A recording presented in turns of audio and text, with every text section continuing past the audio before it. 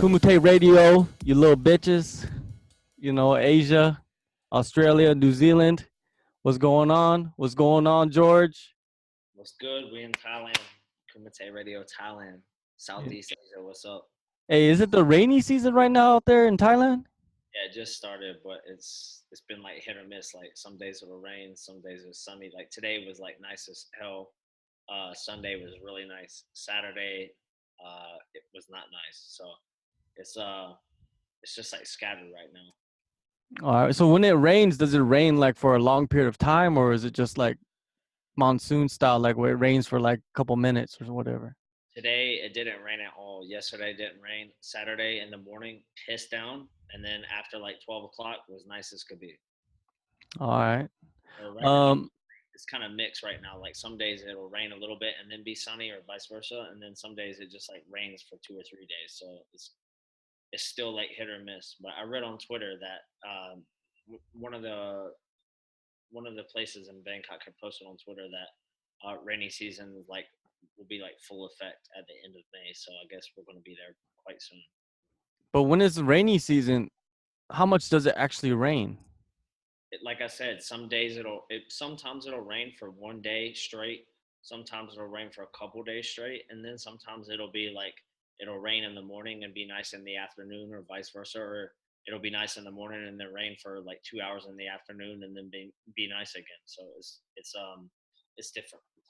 Does it really matter though? Like, um, since it's raining, it does it make it a little bit cooler, the temperature? In rainy season, it's usually cooler than in high season. So like for instance, tonight when I went to dinner, I took a long sleeve shirt, like a button up shirt. I just wore over like my t-shirt because I guess because I've been here, for 3 years, so like I get cool. I'm adjusted to the weather. But like it gets cool at night in rainy season. All right. On this episode of Kumite Radio, we're going to discuss a few topics, right? Especially one of the topics that's going around on the internet is in China, a guy, a Tai Chi master, stepped up and said, "Hey, let me swing them things with the MMA fighter and see what's cracking." And yeah, that didn't work out too well. And then now the MMA fighter is in hiding. So we're gonna talk about that a little bit. We'll talk about UFC 211, and then later on in the podcast, we will be joined by Shannon Wiratchai and Rika Tiny Doll. How do you say her last name? Ishige. Ishige. So Rika Tiny Doll Ishige, Shannon OneShin. How you say his last name? Wiratchai. Wiratchai. And we'll be joined by them, and they're going to talk about a few things about their camp, Singapore one championship in Singapore. She's going to fight on that card in a few weeks. So, stay tuned for that. But before we begin, I would like to go through some of the results from last weekend. In Japan, Grachan 29 went down in Tokyo, and in the main event, or actually in the main event and the co-main event, they had two title fights. In the main event, they had a featherweight title fight. Yohei Sakamoto, he put them hands and knocked out Shigeki Osawa in the second round, 46 seconds to keep that belt. And then in the co-main event, Tamahiko Hori decisioned Fumiya Sasaki for the bantamweight title. Then we move on to Australia. In Australia, in Queensland, Australia, Brace 50 popped off. And in the main event, Luke Katubig knocked out Edwin Arana in the second round for the bantamweight title.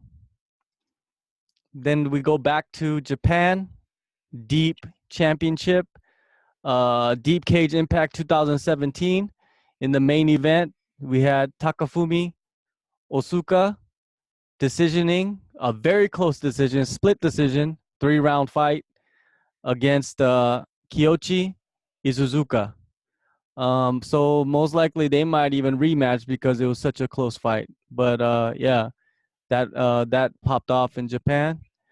In Korea, over the weekend. There was a bantamweight tournament, one night bantamweight tournament for the bantamweight title in All FC. Your boy, Day, George's boy, Daewon Kim, the former is it one Day? championship, huh? Is it Day Han or Day Wan? Daewon, Day Han. yes, Daewon Kim, and he's the former one championship bantamweight title challenger.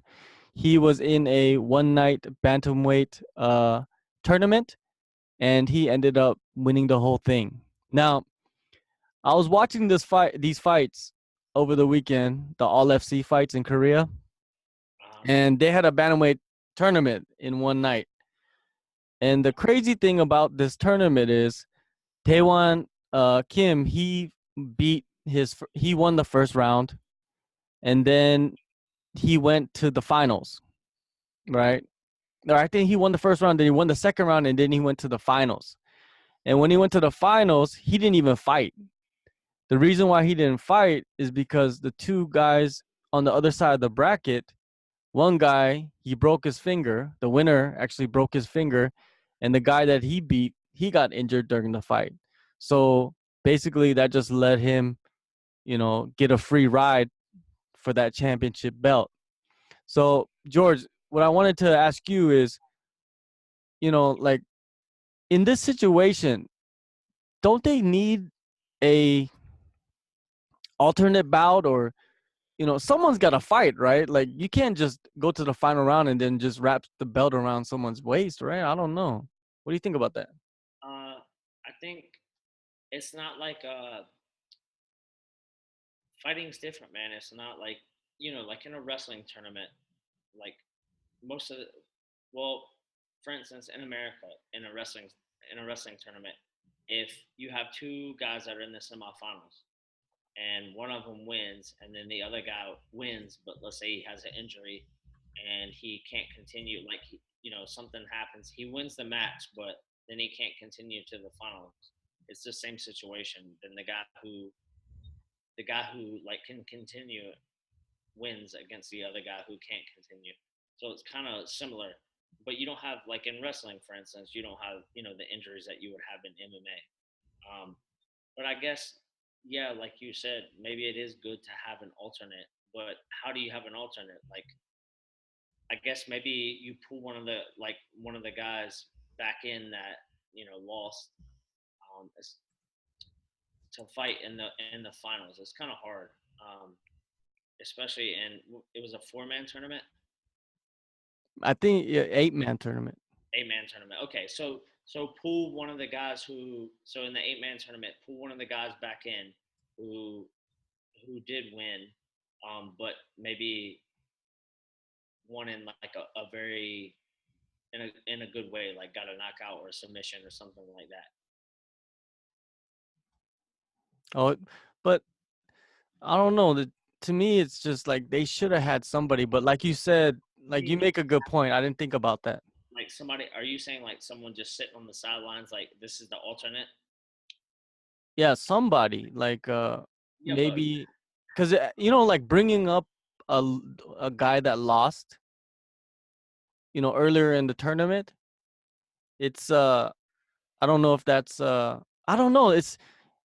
yeah, but how do There's you, no good solution to this, right? because if you lost already and you go into the finals and then you beat the guy that already fought 3 times or 2 times, it kind of taints the belt a little bit. And then if you guys have somebody that's waiting on the sidelines and he hasn't fought all night and he just comes in at the finals Just and he wins. got a free ride. Yeah, so No, I agree with you. it's In my you know opinion, I would say bring someone. I would say, in my opinion, I would say bring someone who, even though they were in that tournament, they lost. Bring them rather than just having some person on the sidelines.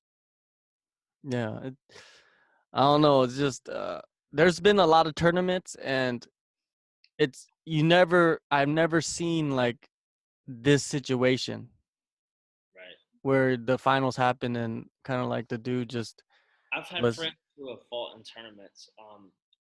What was that tournament they had like a year and a half ago?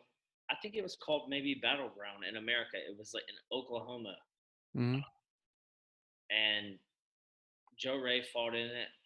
One of my former coaches fought in it, and I had some other friends fight in it too.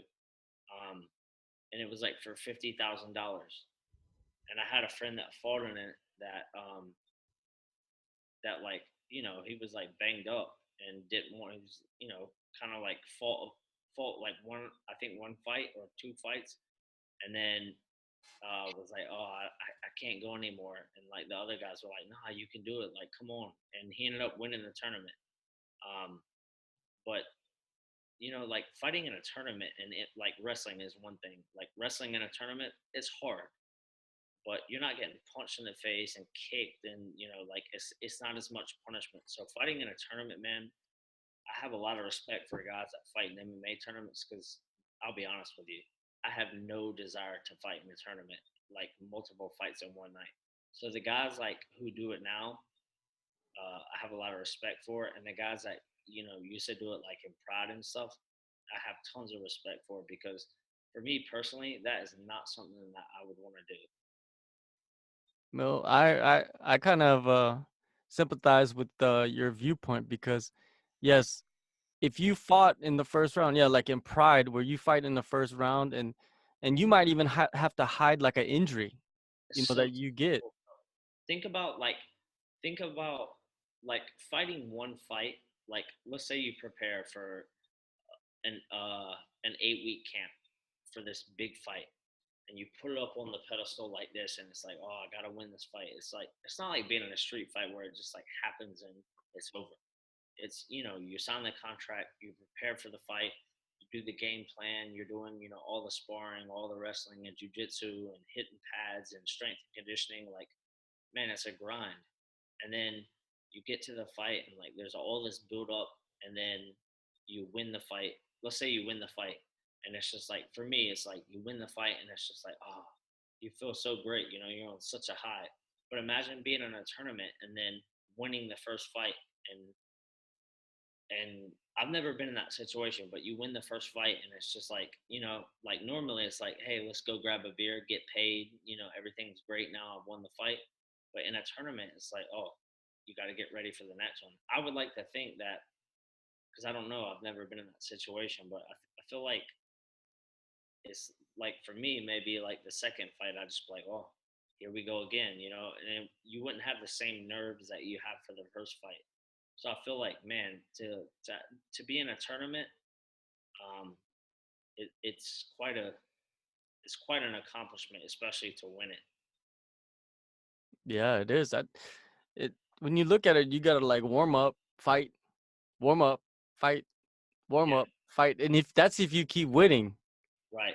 it's it's a roller coaster of emotions, like physically, mentally, of course, but physically, it's just your body doesn't know what it's doing. It's just like you're on fight or flight, like you're fighting, but you're not fighting after that, and you're just chilling, and then you gotta fight again.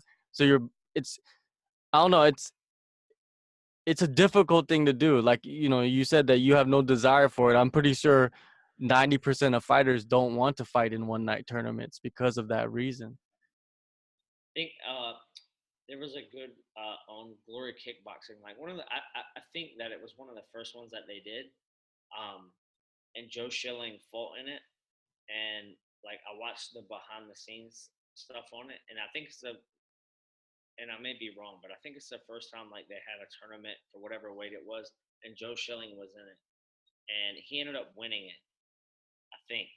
And but like I remember behind the scenes, like he like snuck out and like smoked a cigarette out back because he was like stressed out and stuff, and it was just like it was pretty raw, and like to see how it is, and like man, it's not easy to do that. And for guys who win tournaments, whether it's like in the shittiest promotion in the world or whether it's in the best promotion in the world, my hat's off to them because it is not easy mentally to do something like that.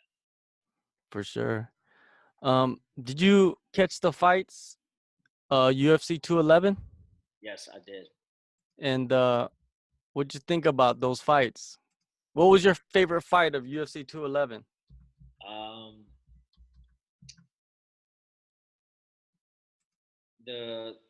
I guess like my favorite one was Chase. I believe Chase Sherman knocked him out with the elbow.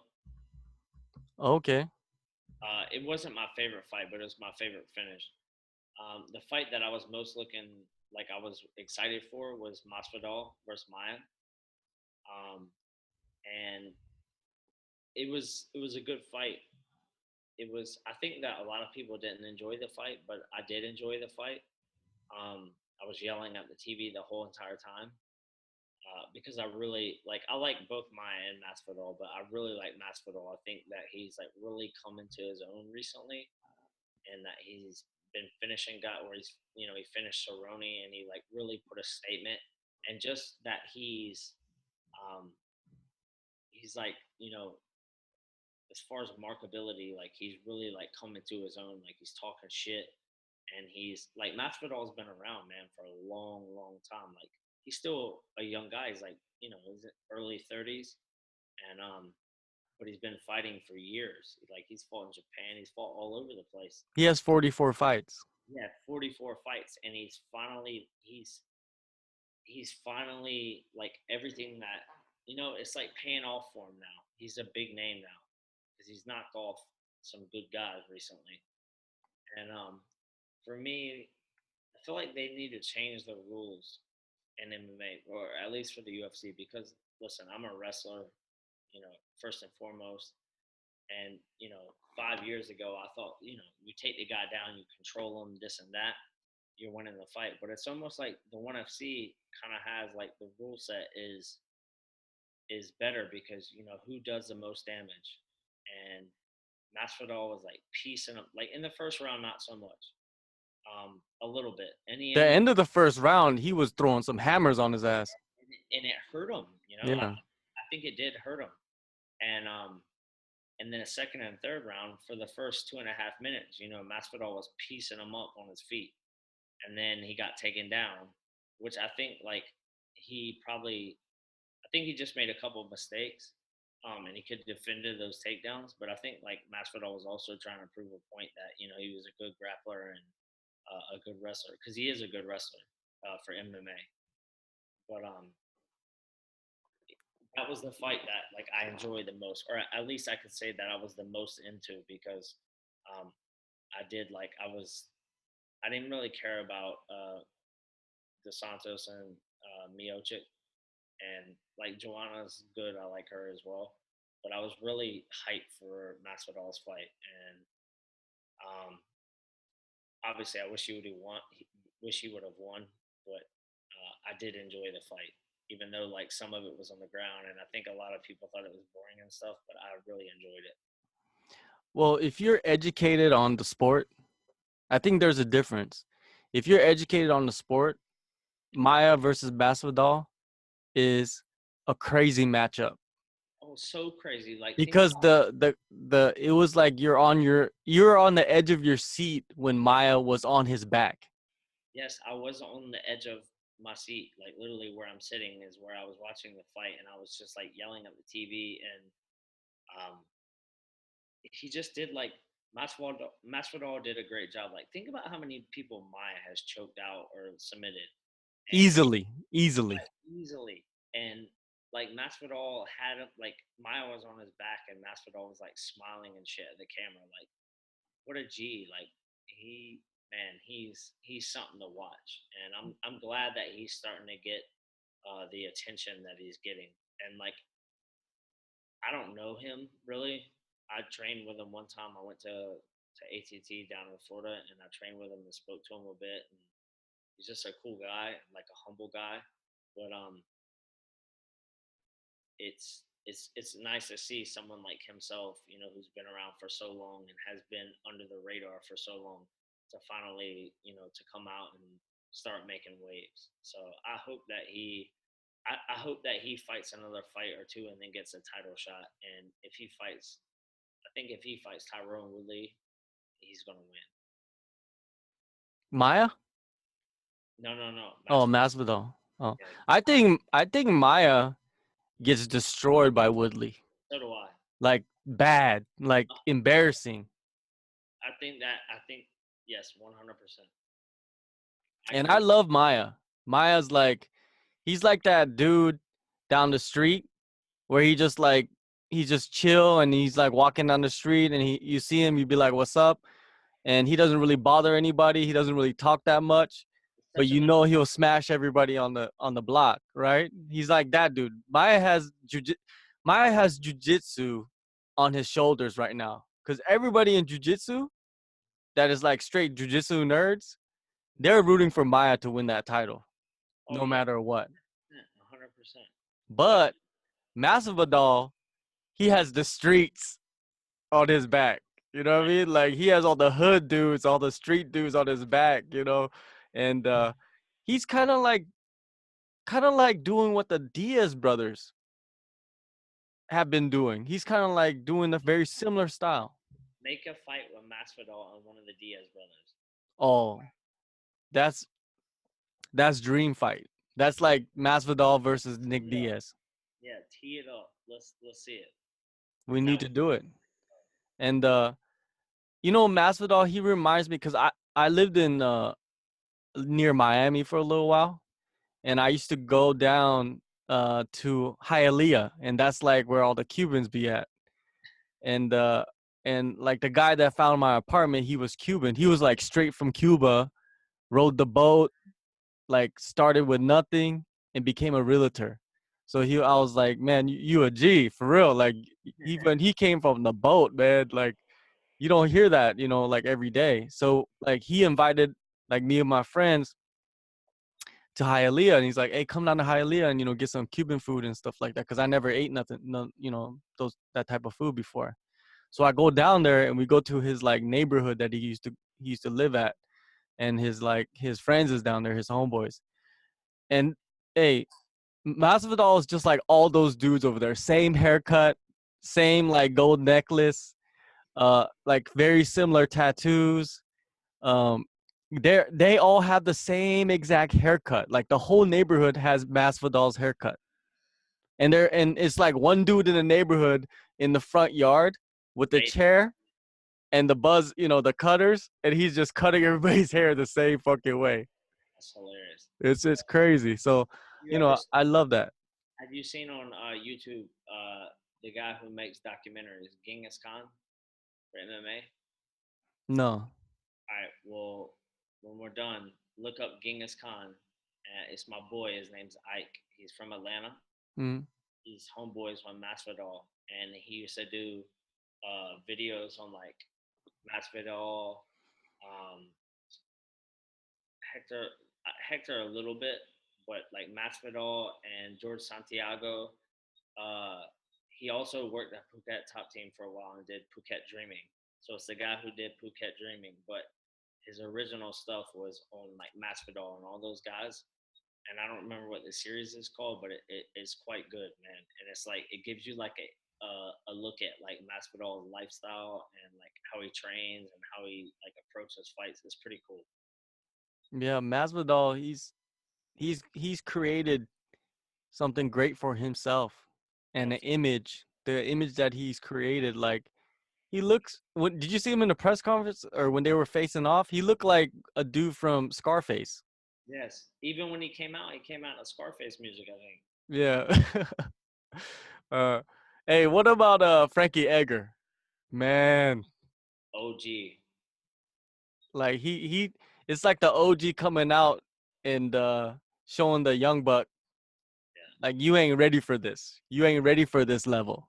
Yeah, he put the young bull in place.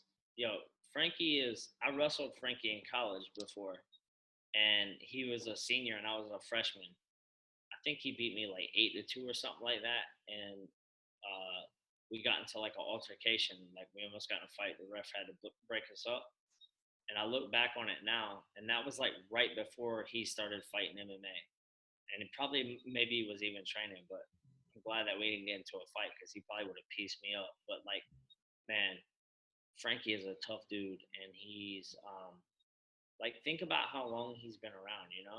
He's been at the top echelon of every weight class he's been at for the last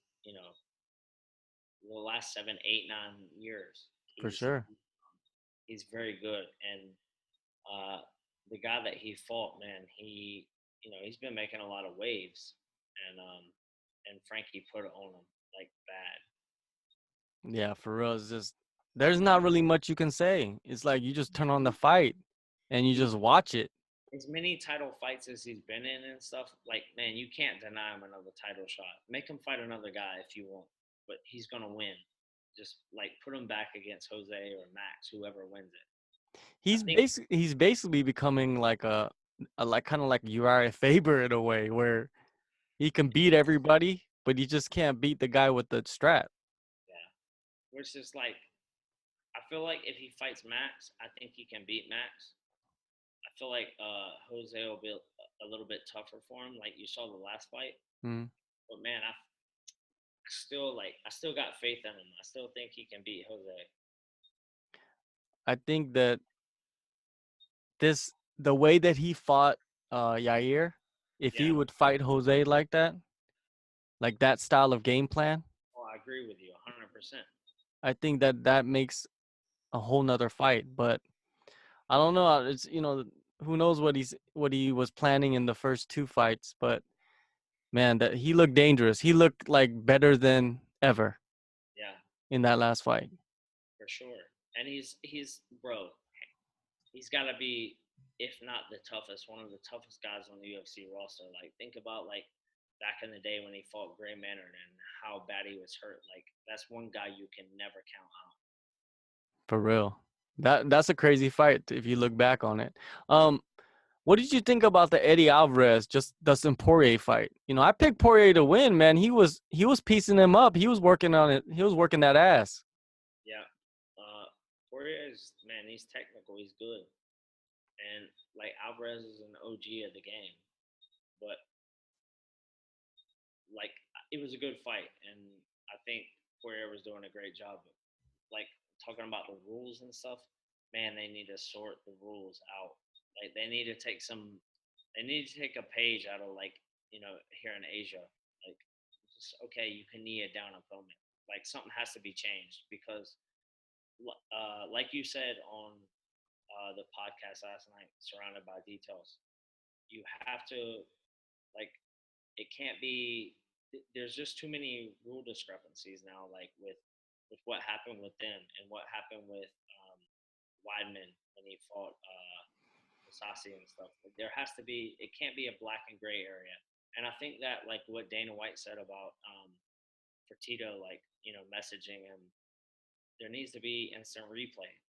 Like I guess the sports now getting where it's like so big and like there are uh, some discrepancies in the rules. Like make it like the NFL and stuff where you can do instant replay. Yeah, like there's no reason why there isn't instant replay because they replay everything anyways on the big screen. Oh, for sure, man. Like put that in, like if you replay on the big screen, then put it into the rules where you can look back because like think about how much drama was going on between Weidman and Musasi, and now what was going on between Alvarez and Poirier. Like put that into effect where there's like okay, maybe the ref messed up and made the wrong call. Let's look at the replay, and now this is what it is. You know what I liked with the when they were doing the broadcast, it was that they had Herb Dean mic'd up so you could hear everything that he was saying Yeah, to Mark Ratner. right. And I think that was kind of cool of the UFC to do that. So like the fans and people watching, they understood what was going on. But still, like those, like people thought like you remember when the rules came out and people were like, "Oh shit, it's gonna be so much better now because they changed the rules and they took this out and they put this in." But all that did was fucking confuse everybody, and now nobody knows what's really going on, man. It's just So like fucked up. with Weidman and Musasi, like when he had him in the position, and they were like, "Oh," like Joe Rogan was like, "He pulled him up and then kneed him," and like it shouldn't even be like that. It's just like, okay, two hands are down, you can't, like, or two hands are down and the guy's down, you can knee him in the face, or it's like, oh, well, this hand's down, this hand's not, and he pulled him up, and it's just too much. Like it's hard, man, because I've been there before myself. Like I remember one time, I think it was my second pro fight, and I had the guy against the cage, and I had him in like a front headlock in a wrestling position, and I like passed him by, and he was against the cage, and I kneed him, and then after the fight, I asked my coach, "Oh, was it illegal?" And he's like, "No, no, you were fine." But I didn't even in my head, I didn't even think about it. It was just a natural reaction, and then I second guessed myself after I did it. But like, it's very cut and dry. If both, if the guy's down, you can knee him in the face, and the person who's down, you know, if you're down, you have to protect yourself. So it's pretty cut and dry. I think they should change it to you can knee a person in the head if they're down. Yeah, they should just let the knees fly. Just like they let the elbows fly. You could hit somebody on the with elbows on the ground, standing up. So why can't you hit your knee? Why can you hit them with your knees? They should change. On the ground, you can knee a down opponent in the head, and standing, you can do a 12-6 elbow. Because that's ridiculous that you can't do that either. Yeah, that's funny, man. It's hopefully they'll get it, get it right soon, and the only way they're gonna do it is when if the UFC like kind of pressures them to Yeah, do it, it's because like in North America they have the most power. it's like Dana said that the UFC is like the bus of MMA. You know, they're the ones that are like making changes and driving the bus. So, like he said, I believe it was in the post-fight press conference. You know, they're the ones that are going to be the ones to make the rule changes. For sure. Um, Also on the card, like a few fighters that train down in Phuket, right? They fought, and seems like going down to Phuket and training it helps them because James Vick, he got a TKO, victory in the first round. Jason Knight, third round TKO victory. The other guy, Jocko, he fought Dave Branch, who was the double weight, two weight, two weight class champion in WSOF. Yeah, But he didn't look that good. And Jocko, I don't know, he didn't look that good either. But it was a split decision. yeah, but Dave Grant, And he was gangster after. He was like, "Go ahead," basically said like, "Go ahead and say what you want about me, whatever. I'm not happy with my performance either." So it was nice that he addressed it. yeah, I think he was more worried about just getting the W Yeah, because it was his return than yeah, trying to show his skills because he can finish fights, man. I've seen a lot of his fights. He knows what to do. He's very skilled on the ground and standing up. So I don't know. It was kind of disappointing because I wanted him to come in and do his thing because he also trains with Edgar and Alvarez and all of them.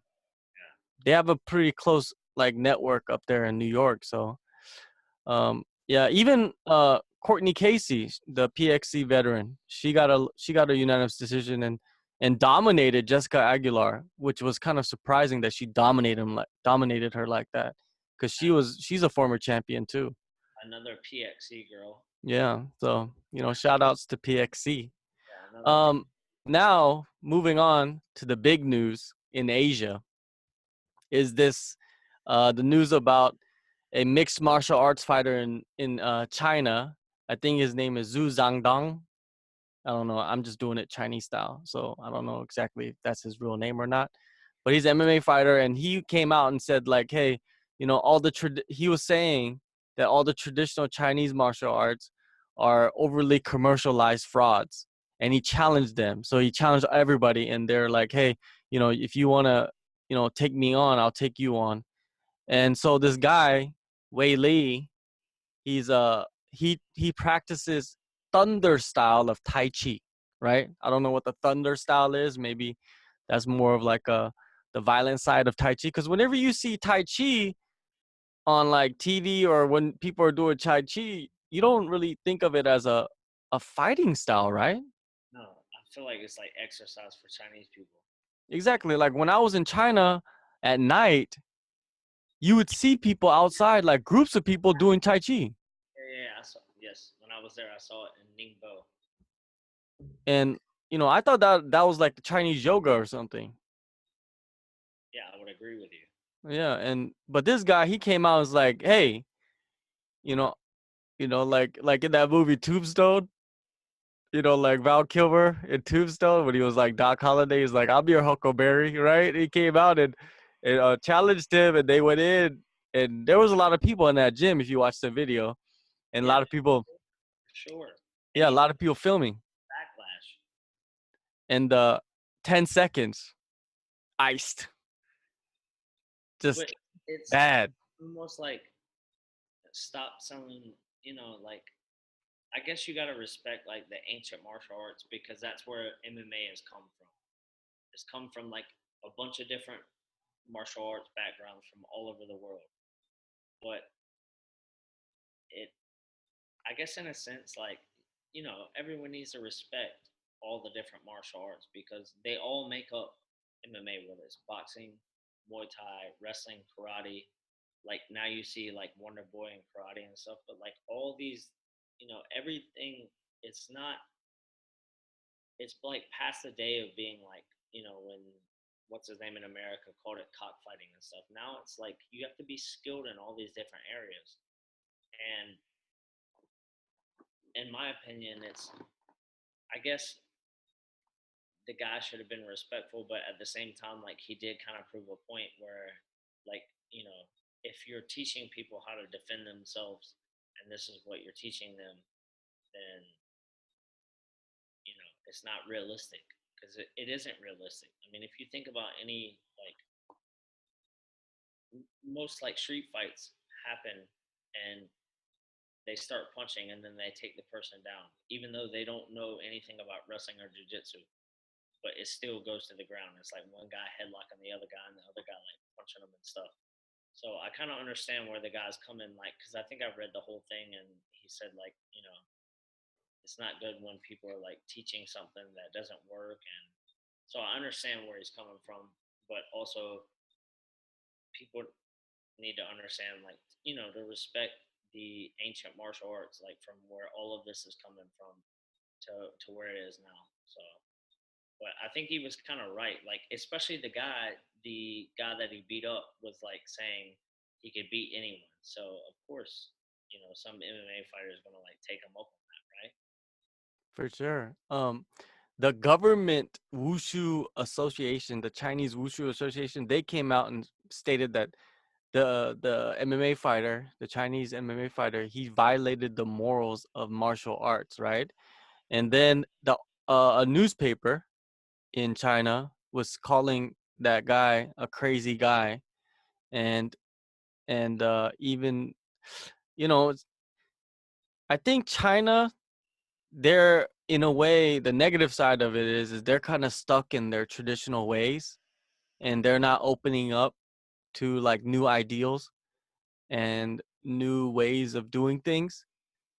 And that's why a lot of people, and because a lot of Chinese people are mad about this, right? Yeah, but what about the master or whatever, whoever it was that got beat up? Like, what about him saying that he would beat anyone at their style, or like he would win the fight and show that his was the best? Like, what about that? Yeah, they don't talk about that. They're not gonna emphasize that guy was going around saying like, he'll go in there and, put them hands on the dude no matter what style he is.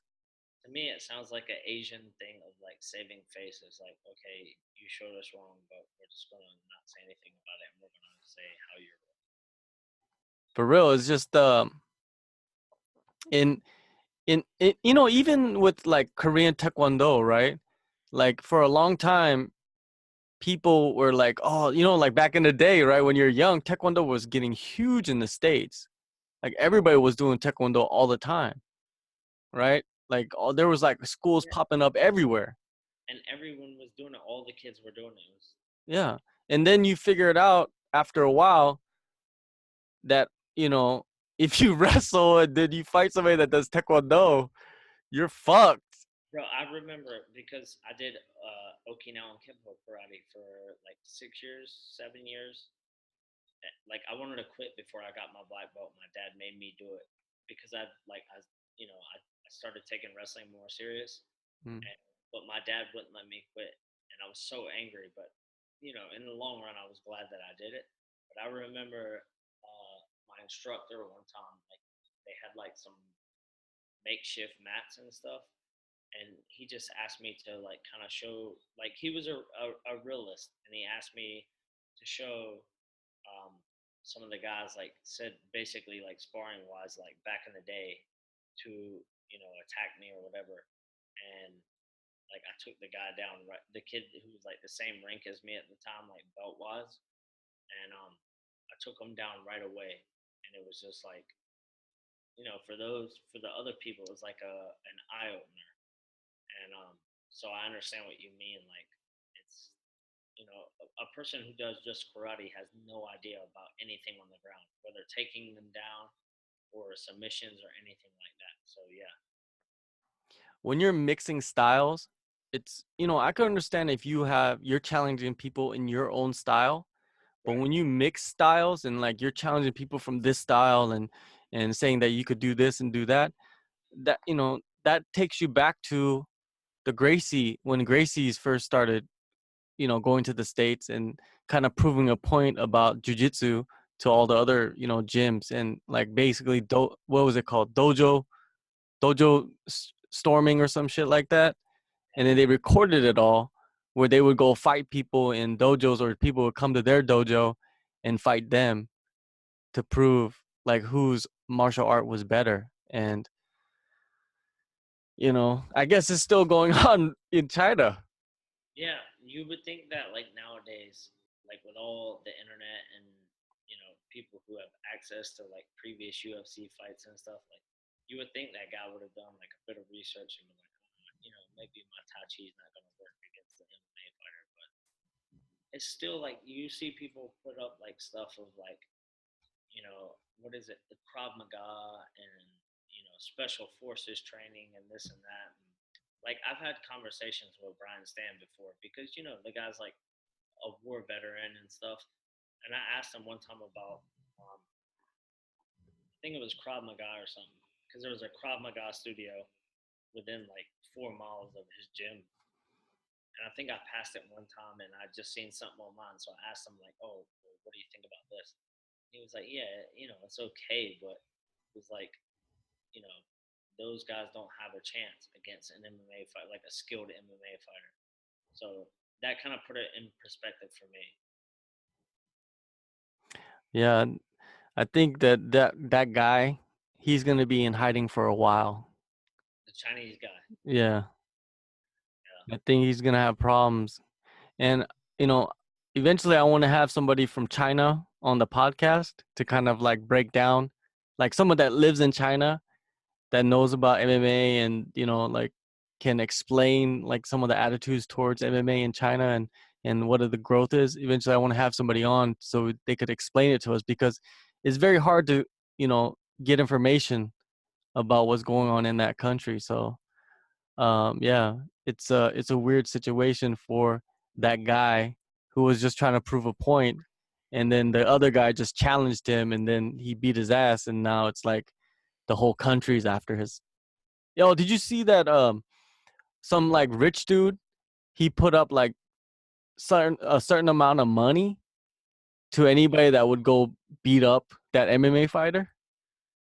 No, I did not see that. Yeah, I think that's connected. Like some rich dude in that province, he because he's like supporting the traditional, martial arts. Right. He he put up money to have somebody come and fight that dude and beat his ass. But I don't think, because since that dude is in hiding, I don't think that anybody has stepped up to take that money. But I'm pretty sure a lot of MMA guys will go out there and beat his ass. You know what I mean?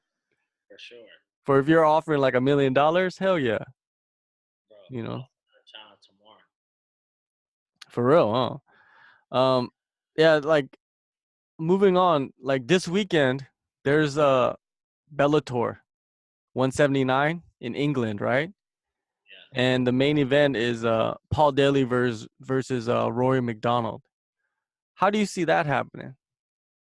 I see either Daly winning by knockout, which I don't think will happen. I think Roy McDonald will beat him. He's so tactical, man. What And, do you and think? What do you think his plan would be, Roy McDonald? I don't know exactly like what his game plan would be, but I think that Roy's a mean, you can't not say that he's a tough guy. Think about him fighting Lawler. I mean, he's as tough as they come.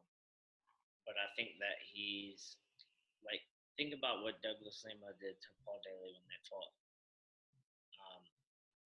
I think that Roy McDonald is very high level like Douglas. Obviously, he's proved it in the UFC. So I think that he's gonna. I think it'll be a stand-up battle because Paul Daly's a stand-up fighter, and I think Rory's pretty good everywhere, but he's got a relentless pace and he's a very good stand-up fighter. So I think that unless Paul Daly knocks him out, I see Rory winning that and then fight Douglas. I think that Rory's gonna go in there and take it to the mat and make Paul Daly fight off his back, which is not good for Paul Daly because Roy McDonald is so much taller and longer than Paul Daly. So if Yeah, he sits in the guard, and Roy got some nasty ground and pound and elbows, I could see it like ending TKO I with could see Rory on that. top.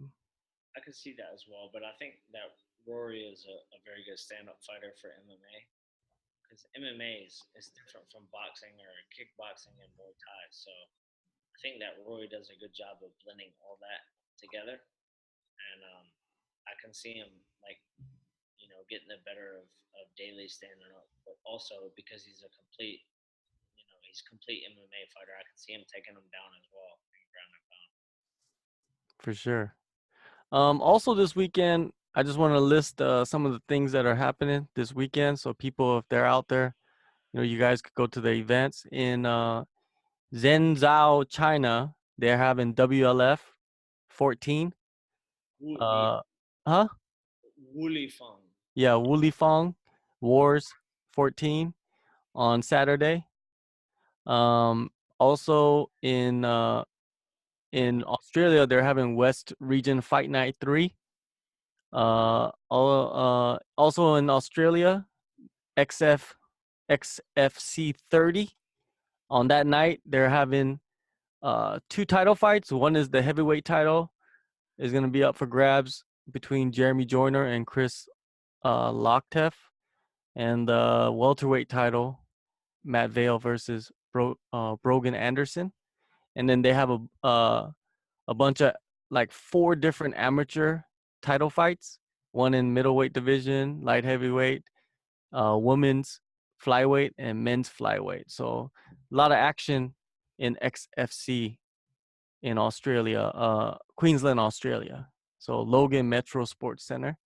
Check that out if you're out there.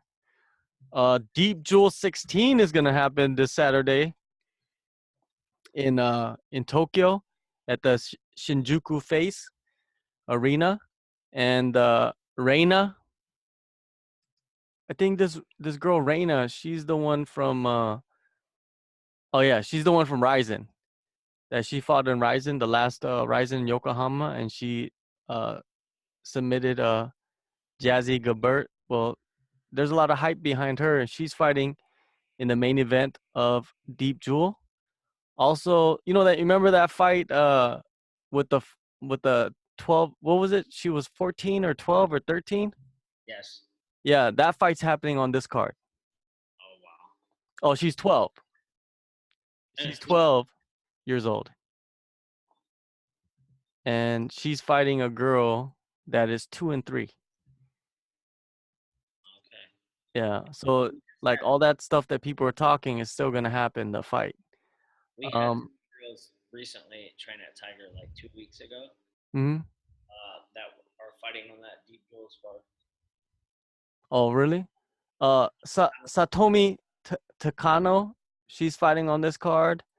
Um, who else? Mina Kurobe, who is actually the Deep Jewel champion. She's having a grappling match on this card against Emi Tamimatsu, which are pretty big names over there. Also, another grappling match would be Mika Nagano versus Kana Asakura. So I think that's some pretty good action. If you're in Japan, man, you should probably go check that out. Deep Uh, Sports. in Deep Jewel. There's always MMA every weekend. It seems like in Japan. sure. Especially in Tokyo. So, people need to go, check that out for sure. Today, in a little bit, we're gonna have Rika. How do you say her last name again? Ishige. Ishige, right? She's gonna come on with her boyfriend and also one championship lightweight contender. Basically, he's a contender. He has like, I think he has like six wins in a row, right? Shannon OneShin, Wiratchai. Um, so you've been with them and you've been training with them off and on for the how long have you been training with them? Well, for the 3 years that I've been here at Tiger, they usually come 2 to 4 weeks out from their fights and train here at Tiger. And what in the 3 years, like how do you assess them? Um, Rika's only on her second fight, so I've with her like training her. It's been 2 or 3 times. Um, she's very coachable, as is Shannon. But I know Shannon. You know, I guess I know his fighting style more than her. But Shannon's improved a lot, man. Like he only comes here so often before he fights. It's not like he's here full time. But Shannon is a guy I would say that is um, he's okay in the practice room, but Shannon's a gamer, man. He's when he fights, it's in Thai. There's a word for it's. You can say kontin, which means like it's like Muay Thai fighters. Like they make faces and like go like this, and they make faces and uh, it's like almost an arrogance. I guess in Western culture, because in Asian culture for fighting is different. In Western culture, if like people are making faces, like while they're fighting, like in the UFC, the commentator will be like, "Oh, this guy's arrogant and cocky and this and that." But especially in Thai boxing, it's not like that. It's like for them, it's like a game. And even though he's not like a big Thai fighter, um, he's very much like a Thai fighter. When he fights, you can see like from his videos how he fights, and it's like a game to him while he's out there. And Shannon is he's one of those guys that like in the practice room, he does good, but when he fights, it's like he's on a whole nother level. He doesn't fight like he trains. He trains like here, but he fights up here. So it's cool to see, and Shannon is like from when I first met him, 3 years ago to where he is now, like training with him and stuff. And he's completely different. He's he is for sure, in my eyes, the best current Thai that fights MMA for sure. Well, they're both, you know, Rika's already basically a superstar in Yes, Thailand, very much and so. Shannon, he's coming up. They have so much potential, and they're training together all the time Yeah, and going to so many different places to train. right. So, And like, they do a good job of marketing them as like the couple, like the Thai couple that are fighting MMA, and MMA in Thailand is still very, very, very new. It's not like Japan and Korea. It's very new. Um, you know, when they come here, my girlfriend and I, like, we go and eat dinner with them and go to places. And last time they were here, I think it was like 2 months, 3 months ago. We went to like a night market and had dinner and stuff at some of the local restaurants, and like people came up and asked Shannon and Rika to take photos with them, which was like pretty cool to see. So it's like that's how like I knew like, oh man, Thailand MMA is getting big, because it was like random people that don't do Muay Thai or anything like that. It was like people that just came up and knew them from the ONE FC and from the MMA. So it's pretty cool to see. yeah, I think they're calling in right now. Let me put them on. Let me see what's going on. Hello, Shannon. Hello, Rika. How you doing? Yes, John. Hi. Hello. Okay, And all good. welcome, George. Hello, hello. How We are are you? all here. Oh, Um, hello. um, I recently saw you guys. You guys were in Korea. Yes. But what were you guys doing Yeah. over there? Uh, We went to it's supposed to be training and Busan. traveling, but it's become traveling and training. Yes. Yeah, we So went to most, Seoul fast day and Busan fast day. how did you Yes. like Busan? Oh, it's very good. Good city. It's more. It's not as busy as Seoul, and we train with Team Mat in Busan, and that's very good. It's amazing training there. Who did you guys train with down there? Like exactly like which fighters? Um, for at Team Mat, we train with Bae Myung Ho, the Wolverine, and also Mr. Perfect Kang Ho Hang, right? I think his name Kang Ho Hang, right?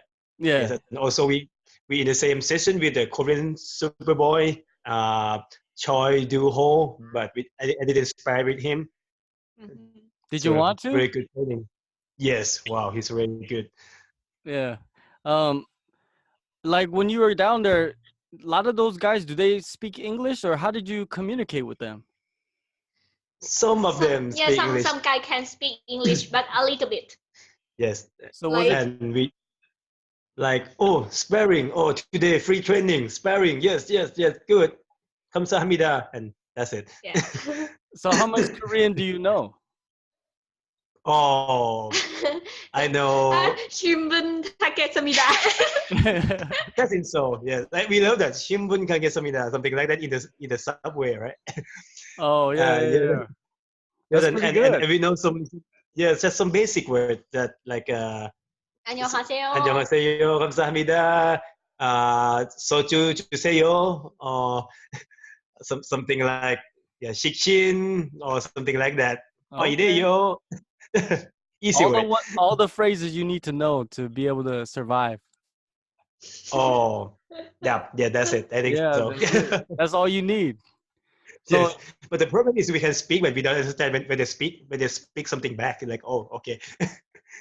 yeah, I Like, don't know what to say. yes, in Busan they speak like a different style of Korean. yes, Yeah. yes, yes. We found some problem too. We went to the temple and we want to go in walk to the mountain, and I asked what the old man about the the Hyuji the recycle the bin, right? And he speaks something else. And like, okay, what happened? Something like Yeah. Yeah, that. it's different words, so Yes. we can understand. Yes. Yeah, but when you go to Seoul it's a little bit different, right? Yeah, Yes. it's It's more busy. more busy. The life is a bit. It's yeah. It's a kind of both are kind of easy, but yeah, Busan is more like a slow life. So it's more like, oh, okay, I gotta catch the train. Okay, I gotta go this place. I gotta go this place because it's close. Something like that. All right. Um, I saw that you guys trained in Busan with Team Mad. Did you guys train anywhere else in Korea? Oh, we also training with the Korean top team in Seoul. Also a very good training. There is I forgot the name, but there is one UFC fighter that's gonna have fight coming up in Singapore. He's very good, and yeah, the team is also amazing. Yeah, it's so big and yep. Yes, big, Yeah. good weather. It's very cold, not as hot as here, right, Josh? Very, very hot here. Korea weather is cooler. George Super has hot. been to Korea many times. Yeah. Cold, 안녕하세요. quite. Bye. He knows all the words too. Yes. George is Uh, Sun Tzu. Oh no. Right? so when you That's went what, to right? Yeah, Sun Tzu, fighter. Yeah. What Sonsu? Playboy. Oh, 주정 팽인 also. Yeah. Um, when you guys were there in Seoul, I saw that you guys were at Road FC 38, I think. Yes. Yes. Yes. We were there because one of our kickboxing coach, Bruno Miranda, also competing. So we were there to support him also. How do you think about Road, like the event that they put on? Wow, that's very good. That's a very good event. There was two events in one event, right? They have Young Gun and also Road FC. So Young Gun is more like a preliminary fight. Mhm. Those fights are quick. If everybody like run to each other and punch and exchange punching, but in Road FC or in the higher card, Yeah, more technique. wow, Yeah. the fight is amazing. Yeah, it was the $1 Every million tournament, so there was a lot of international fighters there fighting in the tournament, yes. right? So Yes, that's a Yeah. and lot of also a title shot for Kim Soo Shun and I forgot the other guy's name. I'm sorry, yeah, but yeah, that fight is also amazing. yeah. That fight, to be honest, it wasn't that amazing to me when I Oh was yeah, but watching. it's It still wasn't, exciting. Come on. yeah, it wasn't as exciting as like maybe your fights or something like that. But he did what he Yeah. needed to do to win, so Yes. he got the belt. Yeah, like Kim Soo Shun just use the a very boring plan, like take down, keep the opponents there, and grind power just to win the fight, right? But I love I supporting Kim Soo Shun, but I love the way that the other guys do to defense also. So I think it's a very technical for the for the life. What for watching it live, it's very it's amazing for me. It's okay, but yeah, maybe you don't want to watch it again. Maybe it's kind of boring. um, Rika, I see that you're all on social media. Like you've been putting up like your videos and stuff, and a lot of Yeah. people watch it. Like, Uh-huh. what? How did you start doing that? Because I look for Shannon.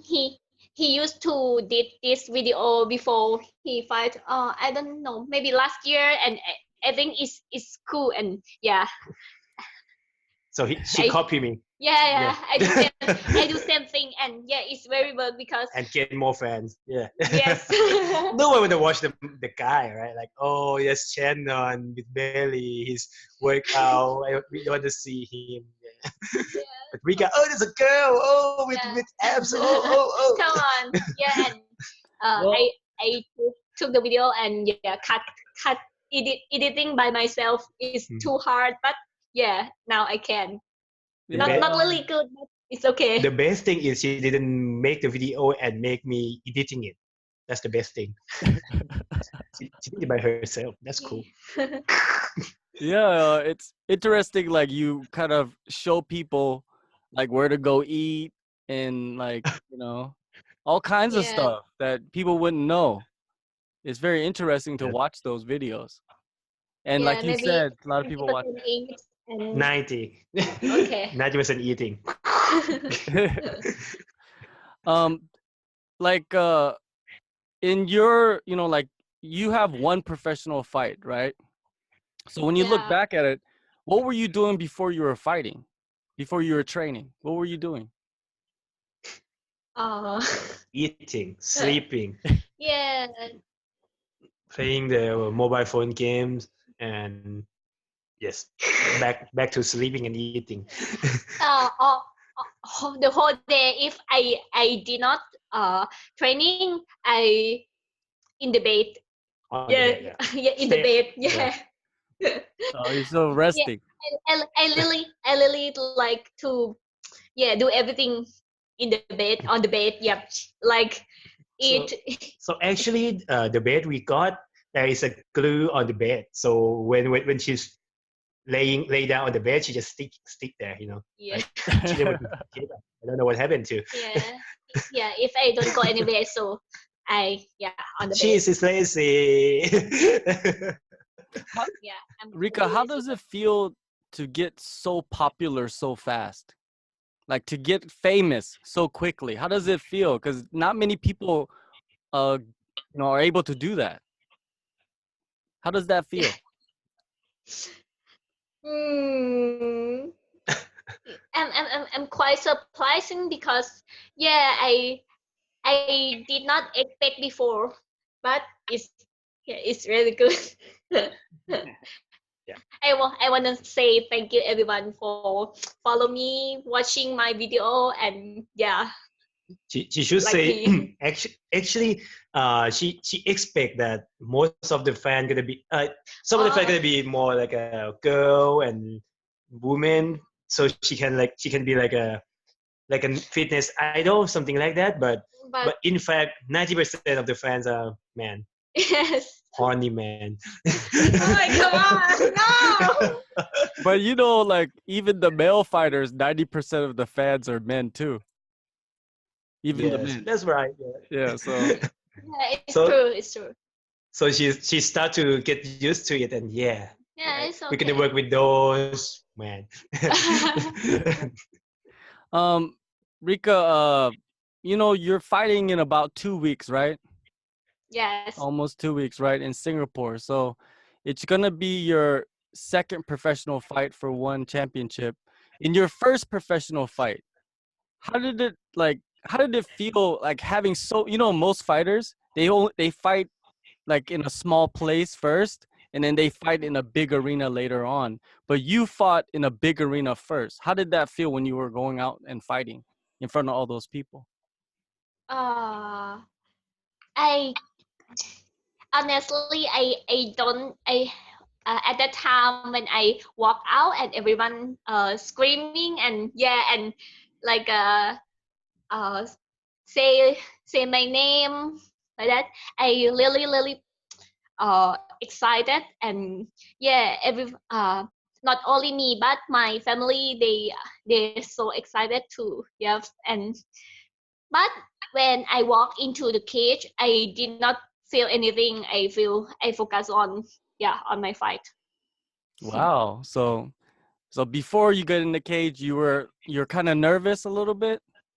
Yeah, yes, because everyone like say my name and yeah they shout my name and well I don't know how to say it's so amazing. Yeah, But when you get it's into the cage and mm-hmm, the fight begins, right? And the yeah way that you won, a lot of people, didn't expect it that way.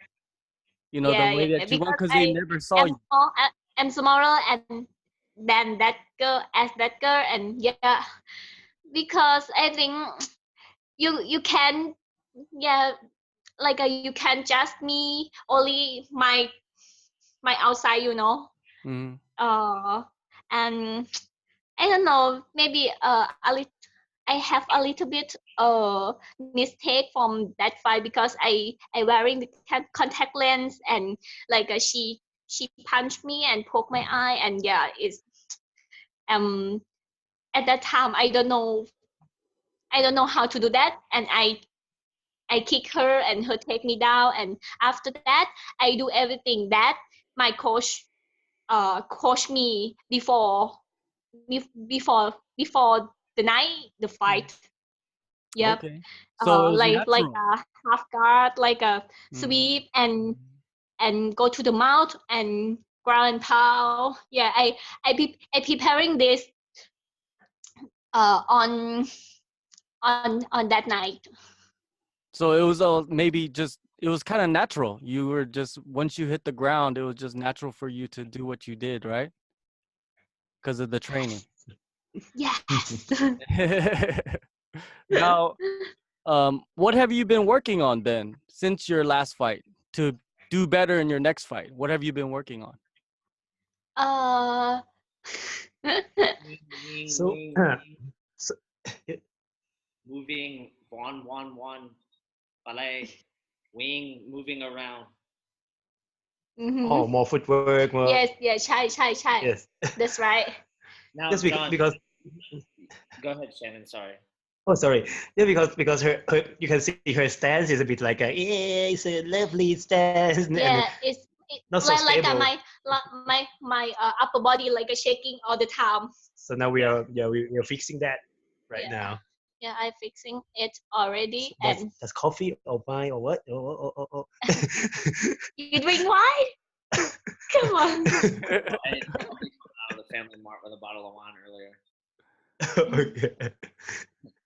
uh, You So know, I change my style for striking. Yeah, I learn more some new moves and more some yeah the tell them punch who you're training with technique. in Bangkok. Yep. Tell them who you're training with, or tell John who you're training with. Wow. Yeah. So since her last fight, she started training with Master Tong, that is a former striking coach for Alpha Male team Mhm. in Sacramento, USA. So now her striking is start to be better, and also stronger punch and better footwork. Yes.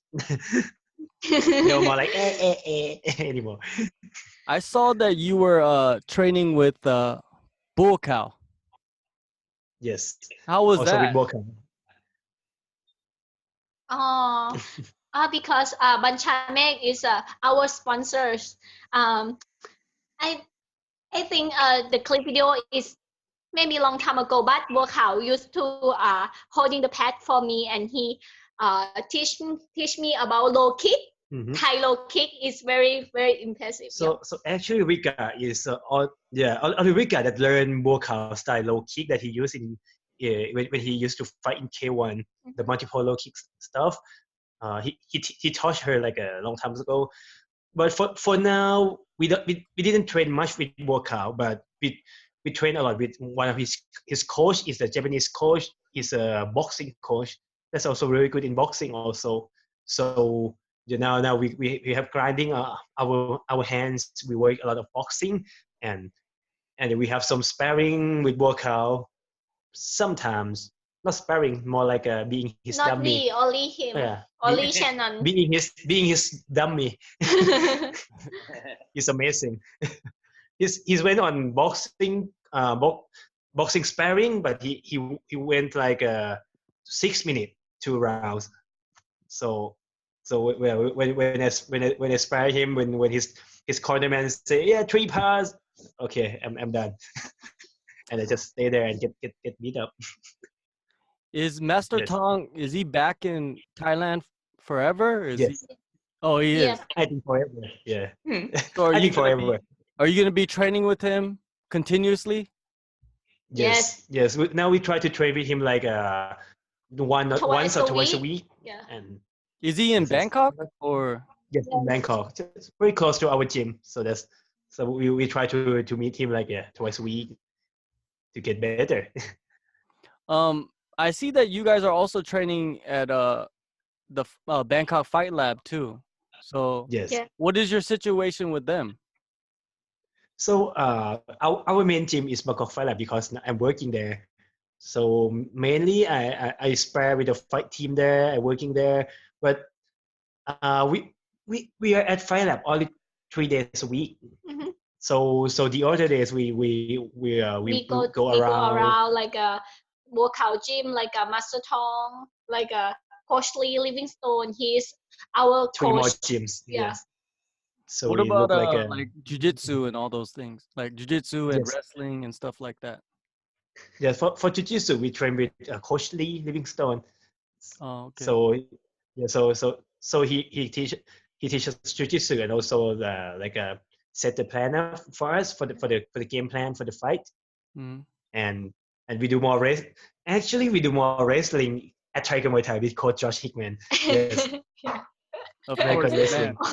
Only in Yes, book. Yeah. yeah. Normally we have a wrestling session in Bangkok. We have some high level wrestler, but I don't like race so much there because maybe it's too hot. But when we in Phuket, the weather is more flow. We can explode more.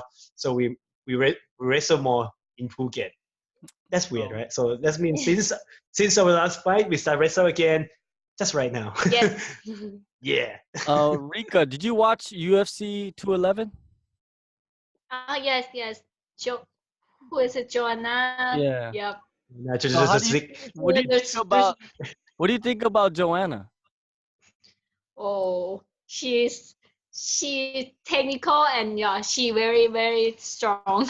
So And she has one eye small, one eye big. Like come yeah, on. come on. She has That's what I know. Yes.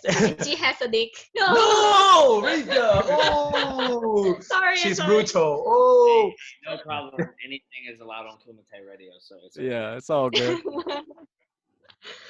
and you have oh. Okay. Shannon, what's next for you though? Like you don't have a fight set up. So what are you planning on Yes. doing?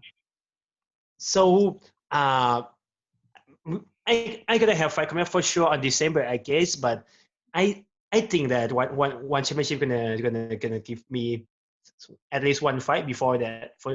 I'm quite sure about that. So just try to stay ready, and because after my last fight, I had called up for the title shot. I don't think they're gonna give me right now. But the next opponent it's not gonna be easy for sure because yeah, I have asked for that already. They're gonna give me some guys that I can prove myself that I can be the one who get that shot. So I should better get it ready. So yeah, right now Rika is on her camp, so I'm training in her camp too. But maybe I'm a bit more lazy. But yeah, still training, stay in shape. Yes. What weight Yeah, and class keep are you training gonna fight all the at? time. What weight class? I think for now I'm in lightweight. That for one championship lightweight is under 77 kilograms. So yeah, I think right now I'm gonna stay in this weight class first because I don't need to cut weight anymore and I don't need to care about my diet too much. So yeah, I can eat and train You and never fight. care about that. I used to care about that Come on, when I had to cut no. weight, but for now, yeah, I can eat more. I can ask. I never seen his six pack. Come on. I No. I never see my six pack too. But you know when you love something so much, I love my six pack so much. So when you love something so much, you like cover it, right? So I cover my six pack with my thick fat. That's it. Yeah. Well, but the lightweight Yes. division, there's a lot of fighters that you can fight. Yes. Like who Yes. is somebody that you would like to fight? Edward for the young, the champion. Yeah, for sure. Of course, but like you Yeah. said that they might want you to fight one more time. So Yes. to kind of prove yourself, because Okay. I would love to see a title fight, maybe in Bangkok, you versus Edward. Mm. That would be crazy, for Yes. Thailand, right? Thailand MMA. Mm. But I guess you would have to fight one more person. Who would be, a challenge, do you think, for you? So that for my opinion, okay. First of all, I saw the article, one championship article. They said that might be like a Rob Lisita or maybe Honorio Banario, some high level guy. Honorio is also the former champion. So that sound good, and they're also a good striker. So I'm more like a striker too. So that's gonna be exciting. Also, It's gonna be fun. yeah, it's gonna be fun for me. I'm not sure. Hope But it's gonna be fun for me. For But audience, not for you. you said that it's December that is the plan, right? But that's still so far away. Yes. December. So December is like a sure one because it's gonna be in Bangkok, right? So if I have no injury, I have to be on that card for sure, I think. But before that, it's quite a long time. So I guess I guess I can have one more fight before December. Oh, for sure, right? Yeah. Because you're on a crazy win streak right now. Oh, thank you. Finishing guys and striking and on the ground. So you're to me, Yes. you're one of the hottest guys in one championship. So I think you deserve a title eliminator. I would like for Yes. you to fight. To be honest with you, I would like for you to fight Ev Ting, since he just fought Oh, for yes. the title. I think that would be a good fight. That's gonna be he's gonna be one of the highly choice for me too because he's a good striker and also good grabber also. So that's gonna be exciting. I think Because so. I think that would be crazy. I think that would be a yes, good fight. yes, Yeah, if they would set up a title eliminator soon and then have you fight in Bangkok for the title, that would be perfect for you, right? yes. That So, should be great, right? So yeah. so that's gonna be exciting or pressure. I'm not sure because it's gonna be in my hometown, you know. Yes. Well, Yeah. it's nowhere else better to do it than your hometown. Also, Yeah. that's gonna be a different feeling now because sometimes when you're gonna fight, you just don't care about anyone, anything, right? You're gonna care about yourself. Sometimes you have to be a bit selfish, just think about yourself and do the best. But when you have more like it's more like your duty, like a you carrying the hope of your hometown people or something like that. That's gonna be a different feeling. You can't be that selfish anymore. You have to think about what you do, how my performance, everything that's gonna influence the other people. So yeah, then I have to think more if I can have like a big fight, like a title shot in my hometown. That's gonna be a different feeling, and it should be a great feeling ever. For sure. What did you think about Edward's fight against Ev Ting in Manila? Did you think Edward won the fight? Yes, I think Edward won, but it's a kind of weird because I think everything is more scary in that fight. He's look more scary. The way he controlled the fight, the way he's like attack Edward and make Edward uh, curse some damage on Edward is scary. But the strongest part of Edward Young is he can throw all the power shot. So every shot he throw out all the power shot. He can make a spinning back kick, spinning back fist, a big left hook. So he throw the power shot for 5 rounds for 25 minutes. That's his strong point. But I think every shot he throw it didn't that technical. It's only yeah. But yeah, it's only power shot. But when someone can throw a power shot for 25 minutes, that's crazy. But but for me you personally, see I the think weaknesses. So you see the weaknesses then. don't get caught by that. Hit him. That's it. Easy. Yeah, I'm not gonna take him down for sure, right? He got a strong body, and I watched his fight like since he fought in URCC in Philippines. At that time, his squat game is not this good, but he's super strong. He's I'm sorry for the young, but I used to call him like a cockroach. You know, like he never die. Like someone take him down, someone start to submitting him, but he did something like yeah, he can survive every time. yeah, split his leg, get that guy out from his back like a. Just imagine if Jet Li fighting in UFC, something like that in his movie. It's gonna be like that. Like wow, this guy is. I really say that this guy is like a cockroach. You cut off his head and he's still alive for like 1 more week, and he's just like that. And right now his squat game is much better. So no point to take him down. But if he want to take me down, he gonna find something interesting if that happened. But yeah, but personally, I like the way everything controlled the fight in that fight because I used to have the same boxing coach with everything before, so we have the same. So I quite understand the way he controlled the games, and that's a very beautiful game. But yeah, all the shot Edward land is still better, and he scored more point in that fight, and he deserved to win. All right. Rika, what do you think about your opponent? Like you're gonna fight in 2 weeks. What do you think about her? She has no idea because her opponent has changed again. Yeah, this is Oh. my third time. Yes, it's not Homari? Homari Torres Torres? anymore. Oh, No, really? Torres No, anymore. Torres. Yeah, new opponent. I know only she used to fight in one Silat. Yes, and yeah, She's Malaysian. Malaysian girl. That's 2 things we know. Yeah, that's it. No name? I don't remember her name. Because it's hard. It's too difficult to remember. It doesn't Not that matter. long, but yeah. Doesn't matter. We can remember in the fight week maybe. Seriously. Oh. Well, that sucks for you that your opponent changed, last minute. So 'cause there's not much time left, but I guess if you've been training with your coaches and now you're down at Phuket, Yeah. focus on you, I think you'll be ready to do what you need to do to win, right? Poker eyes. Come on. No. So I don't know, but I think my coach he has a plan already. So Because actually, both Homari and the Malaysian girls, we have no detail about them. We have a footage of the new opponents, but it's very short.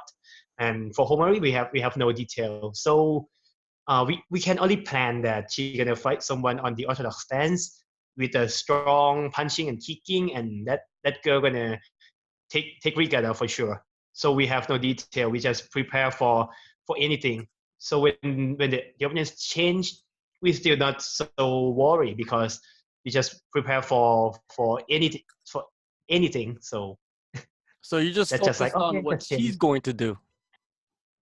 This time, I think she will start with striking and maybe take that also because her last fight she start the fight with clinching, but she fall down on her back and get mouth on, but with some misunderstanding or some confusion, the fight stopped by taking no damage in one silat.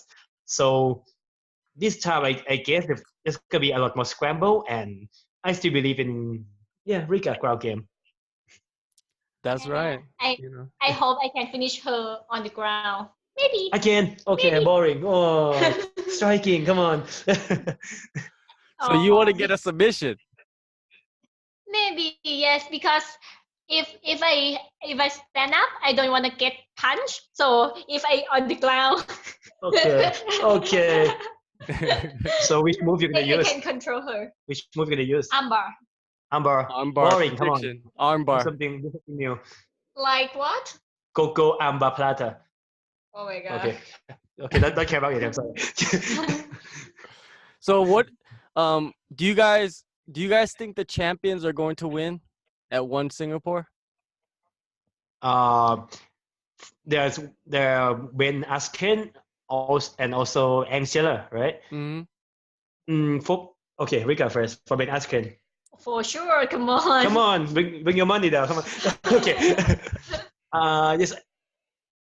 If Ben is not too much careless about this fight, I think he's gonna win. Akilan is very strong, but no. Like before, I think Akilan was training in the US at Team Quest.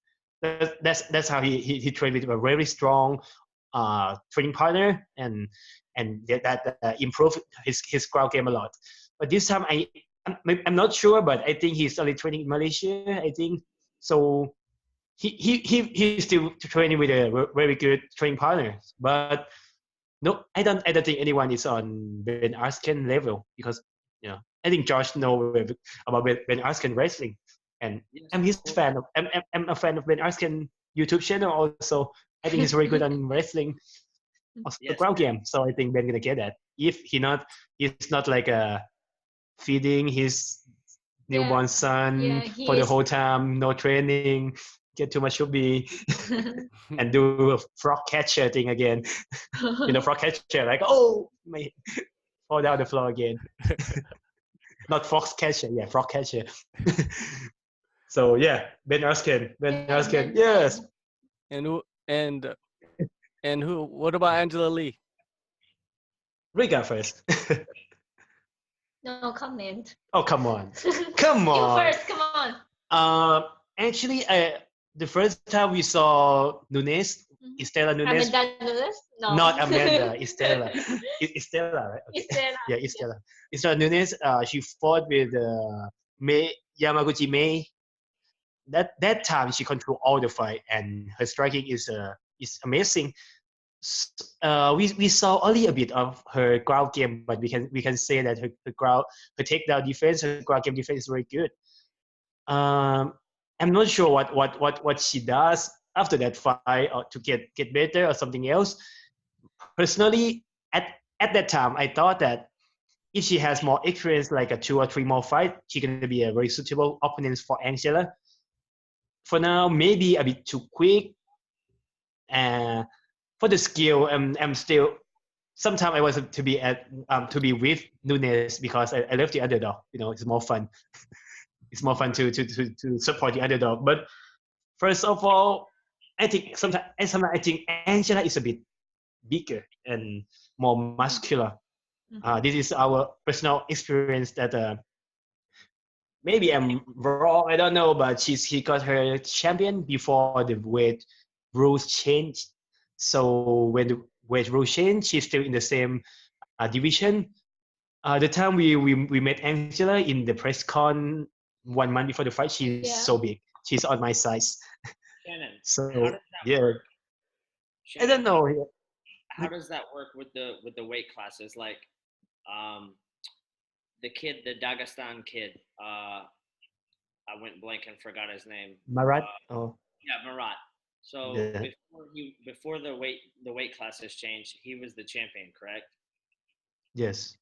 And But now but I, was that featherweight?